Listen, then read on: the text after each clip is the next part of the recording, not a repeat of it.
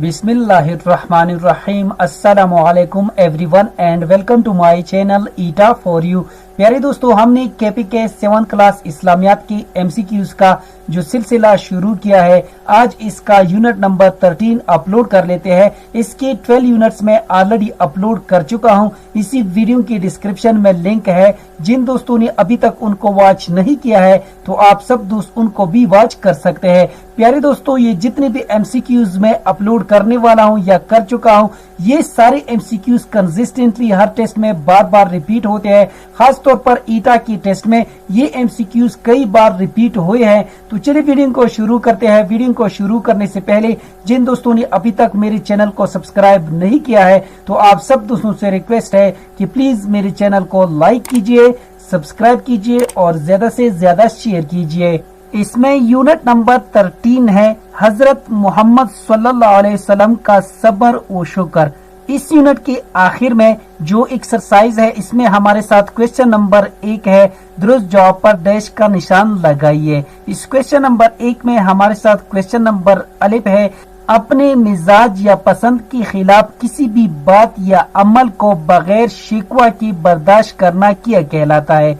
इसका right option है option B सब्र। यानी अपने मिजाज या पसंद के खिलाफ किसी भी बात या अमल को बगैर शिकवा की बर्दाश्त करना सब्र कहलाता है।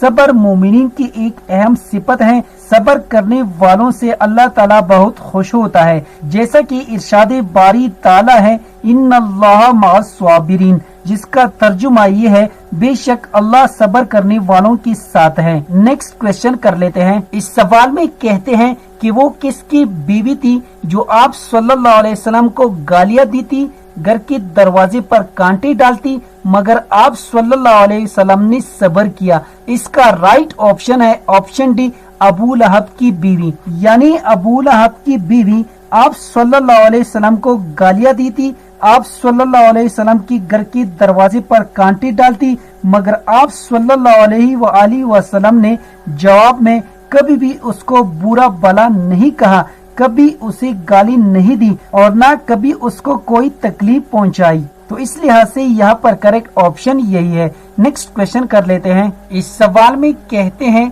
कि मक्का में कितने बरस तक आप सल्लल्लाहु अलैहि वसल्लम और आप सल्लल्लाहु अलैहि वसल्लम की साथियों को सख्त तकलीफें दी गई। इसका राइट ऑप्शन है ऑप्शन बी 13 बरस तक। यानी मक्का में 13 बरस तक आप सल्लल्लाहु अलैहि वसल्लम और आप सल्लल्लाहु अलैहि वसल्लम की साथियों को सख्त तकलीफें दी गई। नेक्स्ट क्वेश्चन कर लेते हैं।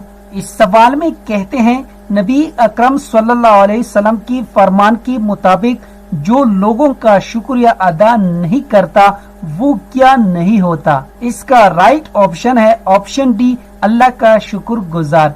यानी नबी अकरम सल्लल्लाहु अलैहि वसल्लम की फरमान के मुताबिक जो लोगों का शुक्रिया अदा नहीं करता वो अल्लाह का शुक्रगुजार नहीं होता। तो इस लिहाज से यहाँ पर करेक्ट ऑप्शन यही है। नेक्स्ट क्वेश्चन कर लेते हैं। किसी की मदद करते हुए मौइज़ हमारी मद्देनजर होनी चाहिए। इसका राइट ऑप्शन है ऑप्शन बी रज़ाए इलाही।